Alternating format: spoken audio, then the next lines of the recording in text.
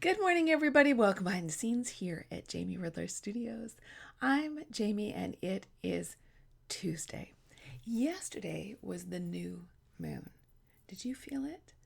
I was really feeling it for some reason this season. This energy of stillness and sort of rooting into your own heart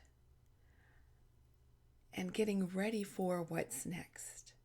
Maybe planting some seeds of what you know, and also opening up to what is unseen, what you don't know yet. That is a part of the marvelous adventure of creative living, is you do not know everything that is going to happen. That's just life, right? You cannot know everything that's going to happen. It's interesting because this weekend, my sisters, Susie and Shannon and I, we got together for Art Day, and we are working our way through Carla Sondheim's Year of the Collage. And you all know I'm a huge fan of Carla's, and so are Susie and Shannon. And we had so much fun playing together with the jelly plate on Sunday. And one of the things about the particular exercise we did, which was just making jelly plate prints on transparencies and paper, was that it was full of surprise. You could make some choices, but then you would see what's going to happen next. I don't know. And I love that, and I find it really exciting to put something out there and then open your eyes and wonder. Sometimes we're less enthusiastic about doing that in life because we don't want to fail. We want to predict the results so we can prepare for it. We don't want to risk. The stakes are higher. You know, if I do one jelly plate print and I really don't like it, it's hardly the end of the world. Though I will say, in my creative life, lots of times making something I didn't like felt like the end of the world. It felt like a scathing commentary on my abilities. And so often we come up against that and we feel like maybe we can't move forward. Maybe we shouldn't move forward. So again, that similarity between life and between art becomes apparent. That we brave trying something, sometimes with higher stakes, sometimes with lower stakes. And then with the result, we judge whether we were right to make the effort. And perhaps this isn't entirely fair. Perhaps the effort is never wasted. My dear friend Sunny Schlanger said that to me once. Effort is never wasted, and it has stuck with me for years. Also, too, sometimes we get results and we mix up the fact that because it's not what we expected, then we think it is bad. And that's not always true. So we thought that we were trying to draw a dog that looked like this. And when it came out of our hand, it didn't look like that at all. And so we feel down about the picture, about ourselves, about our ability, and we get discouraged. And one of the great things about this is giving it a bit of time, allowing some passage of time. Have you ever had this happen where there's a drawing or a painting or some other thing you created and you didn't like it at first because it wasn't what your imagination had been going for? And then a week later, 2 months later, 2 years later, you find it and you go, you know what? That's not so bad. I kind of like that. It's kind of interesting. And you've forgotten what you originally were thinking about.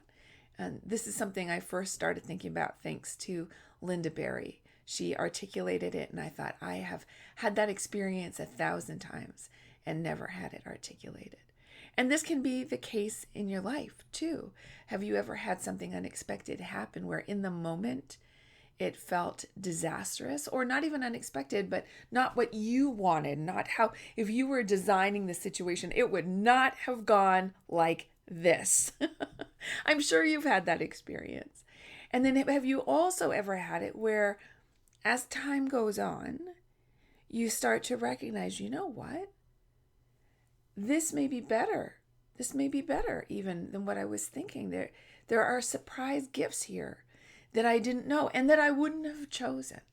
I certainly know that happened to me. One of the big ways it happened to me in my life is the first time I went away to university. I went away to study English, and I had a very bad year. My family was breaking up, and I got sick. I got mono in the first week of school. I held out under the stress and the illnesses, and I just kept having illness and illness and illness piled up on top of me. I held out till February, and then I left. And it was so devastating. I thought, this is awful. I'm losing an entire year. I don't know what I'm going to do next. I'm unhealthy. I'm unhappy. This is awful. And it ended up being an odd turning point in my life. I didn't go back to school the next year. And the following year, I decided to go to a university closer to home. And instead of studying English and being on a particular pathway, I ended up doing a double major in English and drama. And it rocked my world. So it was a really hard thing that pivoted my life into something that was much, much, much, much, much better for me. I could not have known it at the time. Again, the passage of time allowed me to see the gifts. But I think after you've experienced that a few times, you can start to trust and feel a little looser, maybe, with taking some risks, with trying something, with being curious about what the results will be and how you might come to enjoy results that you didn't expect at first.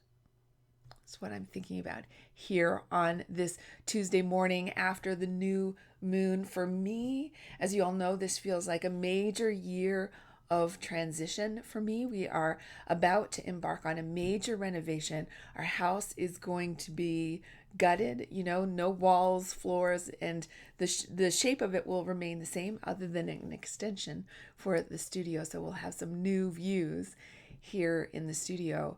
But that feels also like it is time for a renovation in here. That something fundamental is shifting in my life, and I feel ready for it. I feel open to it. I feel curious about it. I have ideas about it. I have the vision that I am going to put forward and keep exploring. And I'm open in open conversation with the universe about or something better. So I'm going to be continuing to explore that and share it with you. It's part of my motivation to consider what vlogging is going to be like. I'm so glad so many of you enjoyed my vlog from last week. I'm just going to be doing these little tidbits of my life and get into the practice of filming them and then sharing them with you. So I'm hoping that that is going to be fun. And this is a part of the reason why, because so much is going to be changing. And I want to be present with the experience. And I know a lot of people talk about how when we share something on social media, when we are filming, we're outside of an experience rather than in an experience. But I don't find that to be the case. I find bringing my artistic heart, my artistic view, keeps me engaged with what is going on while I'm looking for what's happening here. What's this about?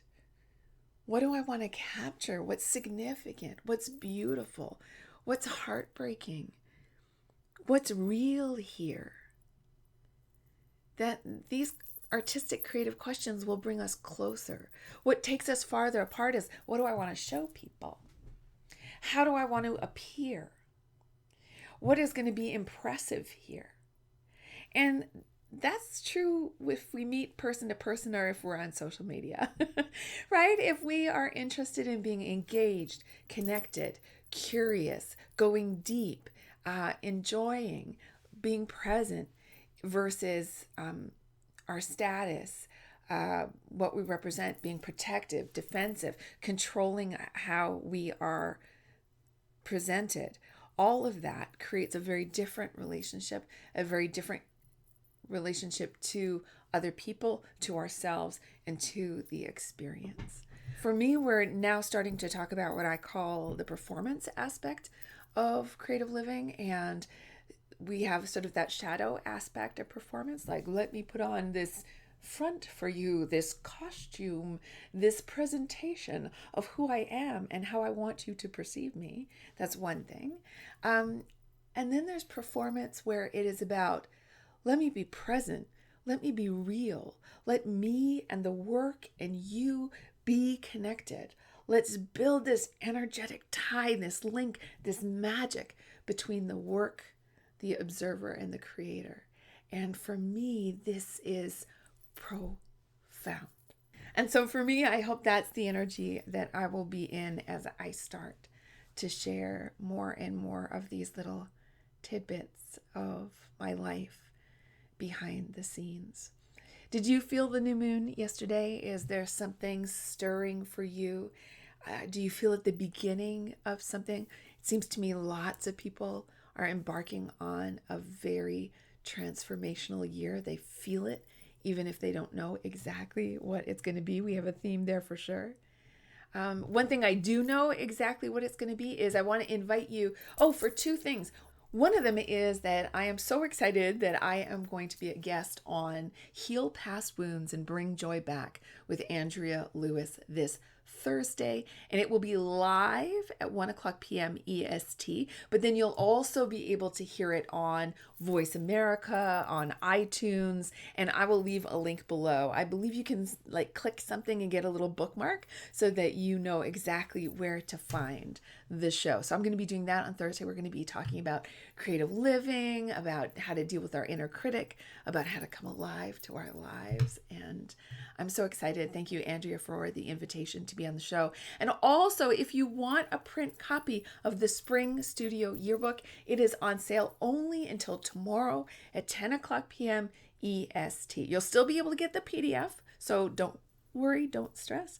But if you want to get the print copy from me, get it delivered to your door, and just have it ready to go when you hit the spring equinox, order that now, and I will also put a link here below. Thank you so much for hanging out with me today, and I also really thank everybody who has been giving me the thumbs up, who is subscribing, who is leaving comments. It really means the world to me. It lets me know that we're creating that circle of energy between me and the work and you, and that's where the magic lies to me, in that connection. So thank you so much for letting me know that that's the case. Thanks so much also to everyone's been letting me know that it is okay for me to make mistakes and for me to be tired, and who's been encouraging me to go to bed. I promise you, I have been taking lots of early nights and getting lots of sleep and paying a lot of attention to my nourishment. This whole new life that is going to appear, I am very conscious of the way it is going to take a lot of my heart and my soul and my mind and my imagination. And so I am doing my level best to nourish all of this so that I can have a lot to give. I hope you have a wonderful week in your studio. Remember, your life is your studio. I'll see you on Friday with some artwork for the BTS Art Invitational. This season, we are building a neighborhood together, so don't hesitate to send me some art, something that represents neighborhood to you. Maybe a tree or the neighborhood dog or a building or the sun, whatever says neighborhood to you. Kids dancing around a opened fire hydrant, a crosswalk. Anything goes. Whatever says neighborhood to you, create a piece about it and contribute to our neighborhood in the studio this winter. I will leave the address where you sent it at the end. Have a great day. Bye.